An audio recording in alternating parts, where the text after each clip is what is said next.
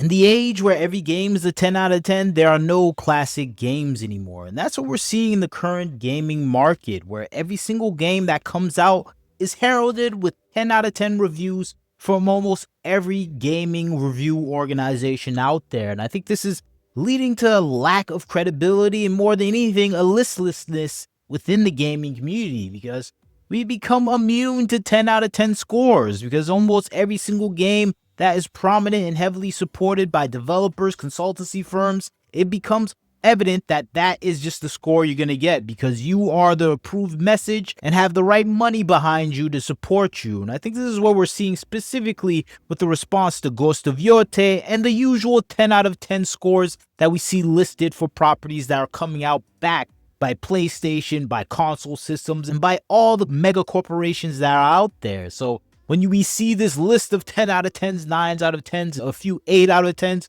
we know this is the corporate strategy, the corporate mandate, and the philosophy that is ideal for those goals. And I think this is the thing that people are taking away from this Ghost of Yotei situation, because we've seen it all before, maybe 10 to 12 to 15 times this year. This is a collage of 10 out of 10 scores. We saw it with Death Stranding. That game wasn't all that great itself. It was fun, but it's not really a legendary 10 out of 10 game. And I think this is the thing that we keep seeing with so much titles that have come out, where we get these heralded scores. Of course, there may be cherry picking these scores for promotion, but in the end all be all, we are kind of in this state of gaming where we just don't believe you anymore. And I think this is the thing that we're seeing play out with the response to Ghost of Yotei, and even more so other games that have come out this year. You can just look at Silent Hill F, where it was being praised, it was being heralded as one of the best games that are out there, and some people are starting to play the game and they're saying, hey, it's not all that great. The story's confusing, the gameplay is Souls-like and uninspiring, and this is just not the game that I really wanted to play. And I think this is the thing that we've been seeing in the gaming industry these past few years, where gamers are responding in kind by just simply not buying those games. And we see it as a generational response, where Gen Z is just cutting back on video game purchases in its entirety, because they're just tired of being duped and tricked by these 10 out of 10 scores, by these bots on Twitter saying everything is a masterpiece, that you need to get it. They're tired of being tricked by the system that now currently is the gaming industry, where we are surrounded by lies. The game reviewers are lying. Twitter bots online are lying to us. Consultancy firms are creating whole illusions that games are a game of the year, when in actuality no one is even remembering these games. And I think the biggest example of this has to be Assassin's Creed Shadows, where it was being praised incessantly everywhere as one of the best games that have come out this year. But when it came down to it, gamers responded by simply not buying the game, because they didn't buy their line of BS behind the popularity of the game. We saw the numbers of this game drop down on Steam. We saw the numbers, at least sales-wise, not really amounting to the effort and investment that they put into this game. And it's just showing that the falseness of the gaming world is now being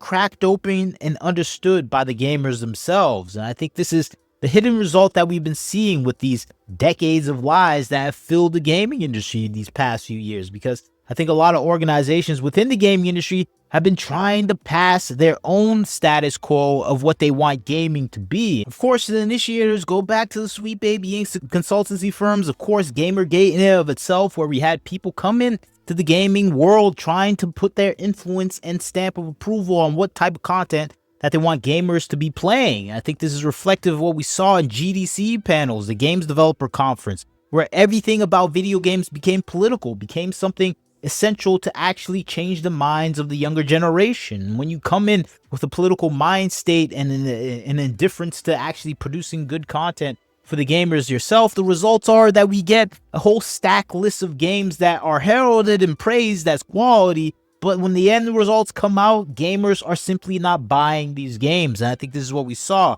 with a whole host of titles that came out this year alone, where we had Concord, a massive $500 million failure. We had Star Wars Outlaws, another $200 million failure. Dragon Age Veilguard, a $300 million failure. Forspoken closed down an entire studio within Square Enix. Of course, Awakening Unknown 9, Dustborn. These games barely reach a 20 to 90 person player count on the $2 to $4 million budget. And this is reflective of the studios closing down based on these ideological based understandings of actually producing content for gamers, where gamers are realizing we're being propagandized now. We're being propagandized on Twitter, or by game reviewers, by investment banks, by entire governmental organizations, and we're responding by simply not buying those games. And the end result is massive studio closures to massive layoffs across all gigantic Western developers. And I say Western developers because Eastern developers still know how to make video games and are still achieving some modicum of success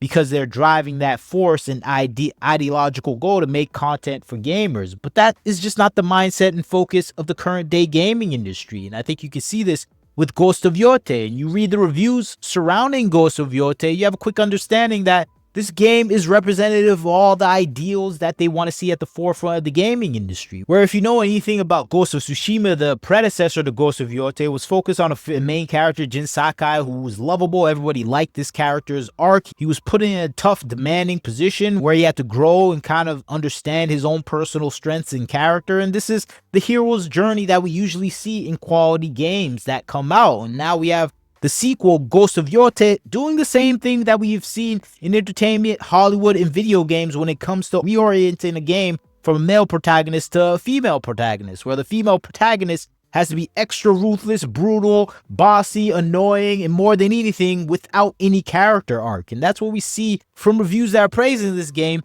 as a 10 out of 10 game. They're saying, hey, this is the anti-hero that we've always wanted. This is the person that has a young, angry woman chasing violence, is selfish, bullying, single-minded, short-tempered, and more than anything, a complete and annoying person. And I think this is what we see is so much properties that have come out. This is what we've seen in Concord, Star Wars Outlaws, Dragon Age Veilguard, Forspoken, Dustborn, specifically in Clearly Unknown Awakening 9. If you haven't played that, that is one of the most bossiest, annoying women that you see, that has the whole Mary Sue syndrome surrounding them, where they're perfect, impeccable, and have no flaws and don't need a character arc. They just need the world to realize how perfect they are.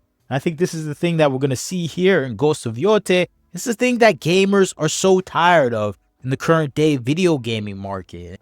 And it just makes you realize that the people making games really don't know how to make anything else different. And the only thing they do know how to do is just coax reviewers and make fake Twitter bots say their game is perfect. And this is what we see with the pre-order controversy, where people are saying this game has been pre-ordered around the world, it's #1, but this is just what we see with any PlayStation exclusive game that's coming out. It's being promoted, it's being pre-ordered, and it's going to be in #1 no matter what. We saw this with Concord. We saw this with so much other titles that reach this plateau, but now it's a propaganda item to convince people that this is the biggest game that you need to get. And this is the type of game that they want. And I think that is the modern day gaming environment. Everything is built on a castle of lies.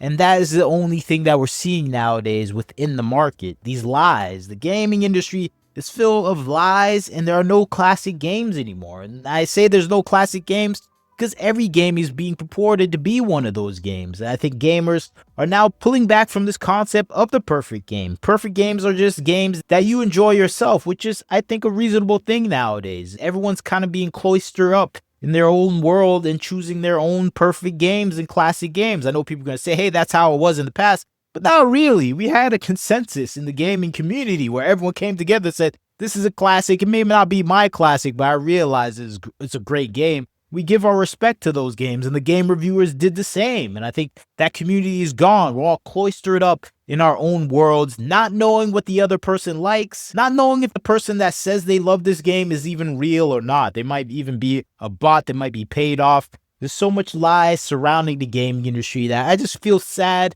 I feel sad that old classic title that has been so cherished in the past is just evaporating in the modern day gaming industry. And I think this is what's reflective of what we've been seeing changing all throughout the world, where everyone's stuck and cloistered up in their own world and there will be no consensus anymore. And I think this is the lack of consensus we're going to see in the gaming industry, where there are no classic titles anymore. They're just personal favorites. And there's no community to actually come together and say, hey, this is the best game. And I think people are going to say Game of the Year awards, but very few times people even agree or even like the Game of the Year awards. It's more for ridicule. And I think that's the thing that we have nowadays. Ridicule is the new classic game. When we say, hey, this game is trash, they're lying, that is the new classic for gamers, because we've been delivered slop so much, we only know slop now, and I think that is a sad state of the gaming industry today. But that's just my 2 cents on the situation. I know people are still hyped for Ghost of Yotei. I'm not that hyped after seeing the reviews, but the reviews are telling me it's a classic, so maybe I should try it out. But you tell me what you think about the situation. I'd like to hear your thoughts. Like, comment, share, subscribe. This is Wagner Knows Why. Catch you next time.